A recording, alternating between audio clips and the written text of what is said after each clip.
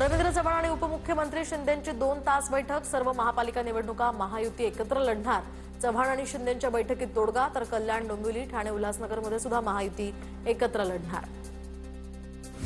महापौर महायुतीचाच होणार। आगामी निवडणुका महायुतीच जिंकेल। उपमुख्यमंत्री एकनाथ शिंदेंना विश्वास। महायुती म्हणून विकासाच्या अजेंड्यावर या निवडणुका लढवल्या जातील, शिंदेंची माहिती। मुंबई पालिकेसाठी महायुतीचा फॉर्म्युला ठरला। भाजप 130 ते 140 जागा लढवण्यावर ठाम, तर शिंदेंच्या शिवसेनेला 80 ते 90 जागा देणार। सूत्रांची माहिती, तर 25 मुस्लिम बहुल जागांपैकी 10 ते 15 जागा राष्ट्रवादीला पाहिजेत। यावर मात्र दोघांमध्ये चर्चा सुरू असल्याची माहिती। नवाब मलिकांमुळे राष्ट्रवादी महायुतीच्या चर्चेतनं दूर। दरम्यान मुंबईमध्ये एनसीपीचं नेतृत्व नवाब मलिक करणार असल्यामुळे युती करणार नाही अशी चर्चा। नवाब मलिकांच्या नियुक्तीला भाजपचा विरोध। दुसऱ्या कुणावर जबाबदारी दिल्यास भाजपचा विरोध नसणार। मुंबईमध्ये मनसेला सोबत घेण्यासंदर्भात अद्याप चर्चा झालेली नाही, त्यावर आता बोलणं योग्य नाही, नाना पटोले यांची प्रतिक्रिया। स्थानिक स्वराज्य संस्था निवडणुकांच्या पार्श्वभूमीवर स्थानिक कार्यकर्त्यांनुसार नगरपालिका नगरपंचायतीच्या निवडणुका झाल्या। महानगरपालिकेच्या निवडणुका जाहीर होतील तेव्हा महाविकास आघाडी एकत्र चर्चा करेल, नाना पटोले यांची माहिती। महायुतीच्या फॉर्म्युल्यासंदर्भात फडणवीस, शिंदे, अजित पवारच बोलतील। स्थानिक पातळीवरील निवडणुकांमध्ये पक्षाचा जास्त संबंध नसतो, कृषी मंत्री दत्तात्रय भरणे यांची प्रतिक्रिया। गरज आहे अशा ठिकाणीच भाजपकडून एकनाथ शिंदेंसोबत युती, तर दोन्ही पक्षांची सरसकट युती झालेली नाही। भाजपवाले वापरून घेतात आणि सोडून देतात, भास्कर जाधवांची टीका। आदित्य ठाकरेंनी वडिलांच्या वयातील लोकांवर बोलताना तारतम्य पाळलं पाहिजे। आदित्य ठाकरेंनी आरोप करताना स्वतः आरशात पाहावं, प्रताप सरनाईकांची आदित्य ठाकरेंवर टीका। शेतकरी कर्जमाफीसाठी राज्य सरकारकडून समिती स्थापन। एप्रिलच्या पहिल्या आठवड्यात अहवाल सादर होईल, तर 30 जून पूर्वी राज्य सरकार शेतकऱ्यांना योग्य ती कर्जमाफी देईल, दत्ता भरणे यांची माहिती। तर रवी राणांच्या घरी आधी 4 ते 5 बिबटे ठेवले पाहिजेत। बिबट्यांचा सांभाळ करा आणि दसऱ्याला सुद्धा अनुभव सांगा, इतरांना सुद्धा त्याचा अनुभव सांगा। विजय वडेट्टीवारांची आमदार रवी राणांवर खोचक टीका। तर मातोश्रीचा आधार घेऊन तुम्ही राजकारण करत होता तेव्हा तुम्हाला काहीही वाटत नव्हतं। मुख्यमंत्र्यांना आणि पक्षाला खुश करण्यासाठी काही नेते वक्तव्य करतायत, सचिन अहिर यांची नाव न घेता गिरीश महाजनांवर टीका। राज्याची तिजोरी लुटण्यासाठी तिघे एकत्र आले आहेत। अनेक घटनांमधून सिद्ध सुद्धा झालंय। जनता सरकारमधील लोकांना घरी पाठवण्याच्या तयारीत, नाना पटोलेंचा सत्ताधाऱ्यांवर हल्लाबोल। हैदराबाद गॅझेटियर जीआरनुसार 3 महिन्यात केवळ 98 कुणबी ओबीसी प्रमाणपत्र। 594 जणांच्या अर्जातील 98 अर्ज मंजूर। सर्वाधिक 445 अर्ज परभणी जिल्ह्यातले।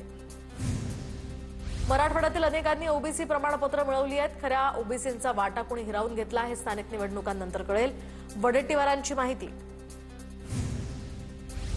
फडणवीस सरकारकडून राज्यातील लोकांमध्ये दुफळी माजवण्याचं काम सुरू। सत्ताधाऱ्यांना जाती जातींमध्ये संघर्ष घडवायचा होता।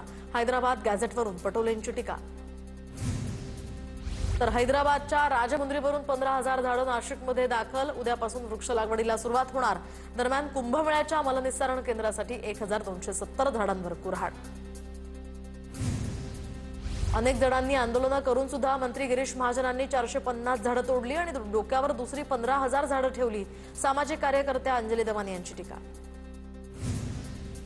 साधू संत जंगलातच राहतात, झाडांचंच जंगल असतं, त्यामुळे झाडं तोडणं योग्य नाही। नाशिकच्या तपोवनातील वृक्षतोडीवर ज्येष्ठ समाजसेवक अण्णा हजारेंची भूमिका। मुंबई विधान भवन राड्याचा अहवाल आज सभागृहात ठेवला जाणार। सूत्रांची माहिती, तर आव्हाड आणि पडळकर समर्थक भिडल्याचं प्रकरण। विधानसभा विशेष अधिकार समितीचा अहवाल आज मांडला जाणार। कोहिनूर पार्किंग शुल्कामध्ये 50% देण्याच्या निर्णयावरून भाजप आणि ठाकरेंची शिवसेना आमने सामने। दादरमधील शिवसेना भवनाबाहेर दोन्ही गटाकडून बॅनरबाजी। पुणे महापालिकेच्या निवडणुकीसाठी मनसेची मोर्चे बांधणी। आजपासून मनसेचं पुण्यात फॉर्म वाटप सुरू होणार। काल शहर कार्यालयामध्ये पार पडली मनसेची बैठक। भाजपमधील इच्छुकांच्या आजपासून मुलाखती, तर महापालिकेची निवडणूक लढवण्यासाठी भाजपकडून सुमारे 2350 कार्यकर्त्यांची तयारी। कल्याण डोंबिवलीमध्ये शिवसेना भाजप आमने सामने। शिवसेनेचे जिल्हाप्रमुख अरविंद मोरे, भाजप माजी आमदार नरेंद्र पवार यांच्यामध्ये जुंपली। महापालिका निवडणुकीतील जागा वाटपावरून या दोघांमध्ये जुंपल्याची माहिती। तर पुण्यातील मुंढवामधील शासकीय जमीन गैरव्यवहार प्रकरणी शीतल तेजवानीकडून 300 कोटींच्या व्यवहारासंदर्भात पोलिसांची दिशाभूल। या संदर्भात आणखीही चौकशी होणार। पोलीस आज पुन्हा शीतल तेजवानीची चौकशी करण्याची शक्यता. शीतल तेजवानी चौकशीत सहकार्य करत नसल्याची पोलिसांची माहिती. तर तेजवानी सध्या मुंढवा जमीन गैरव्यवहार प्रकरणामध्ये अटकेत. मुंढवा जमीन गैरव्यवहार प्रकरणी दिग्विजय पाटील यांना 15 डिसेंबरला प्रत्यक्ष आर्थिक गुन्हे शाखेसमोर हजर राहण्याची नोटीस. यापूर्वी दोनदा दिग्विजय पाटील याला चौकशीसाठी बोलावून गैरहजर राहिल्यामुळे पुणे पोलिसांनी पुन्हा नोटीस बजावली आहे. राहुल गांधींकडून मुख्य माहिती आयुक्तांच्या नियुक्तीवर प्रश्नचिन्ह. प्रक्रियेवर नाराजी व्यक्त करत पंतप्रधान कार्यालयाला असहमती पत्र लिहिलं. पंतप्रधान मोदी आणि राहुल गांधींची या संदर्भात 1.5 तास बैठक. काँग्रेस नेते शिवराज पाटील चाकूरकर यांचं निधन. लातूरमध्ये वयाच्या 90व्या वर्षी राहत्या घरी घेतला अखेरचा श्वास. सरपंच संतोष देशमुख प्रकरणी आज बीड विशेष मकोका न्यायालयामध्ये सुनावणी. वाल्मिक कराडच्या संपत्तीच्या जप्तीच्या पार्श्वभूमीवर निकालाची शक्यता. तर विष्णू साठेच्या जामीन अर्जावर सुद्धा निकाल येण्याची शक्यता. नंदुरबारच्या सारंगखेडा घोडे बाजारामध्ये 15 कोटींच्या ब्रह्मोस घोड्याची चर्चा. चेतक फेस्टिवलमध्ये गुजरातमधून आलेल्या या ब्रह्मोस घोड्याला या ठिकाणी पाहण्यासाठी नागरिकांची मोठी गर्दी. नंदुरबारच्या सातपुडा परिसरात सध्या गारठा वाढला. तापमानाचा पारा हा 8 अंश सेल्सिअसवर. धडगाव, तोरणमाळ, डाब आणि मोलगी या भागामध्ये सर्वात कमी तापमानाची नोंद. परभणीच्या म्हाळसापूर कुंडी या शिवारातही कसुरा नदीच्या काठावर बिबट्याचं दर्शन. नागरिकांमध्ये भीतीचं वातावरण. वन विभागानं या बिबट्याला जेरबंद करावं, नागरिकांची मागणी. गोंदियामध्ये तब्बल 5 महिन्यांनंतर शेतकऱ्यांना मिळाले 46 कोटींचे थकीत चुकारे. आर्थिक कोंडीत सापडलेल्या 4000 शेतकऱ्यांना यामुळे मोठा दिलासा. भंडाऱ्याच्या लाखनी तालुक्यातल्या वाकल गावामध्ये दारूबंदीसाठी विद्यार्थ्यांकडून जनजागृती. सरपंचांच्या पुढाकारातून शालेय विद्यार्थ्यांनी काढली गावात प्रभात फेरी. पुण्यातील मंचर कृषी उत्पन्न बाजार समितीमध्ये कांद्याची आवक घटल्यामुळे दर वाढले. चांगल्या प्रतीच्या कांद्याला 10 किलोला 227 रुपयांचा भाव. कोथळीच्या श्री मुक्ताई मंदिराच्या विकासासाठी निधी उपलब्ध करून द्यावा. एकनाथ खडसेंकडून हिवाळी अधिवेशनात हा मुद्दा उपस्थित. तर ग्रामविकास मंत्री जयकुमार गोरेंकडून त्यांना उत्तर.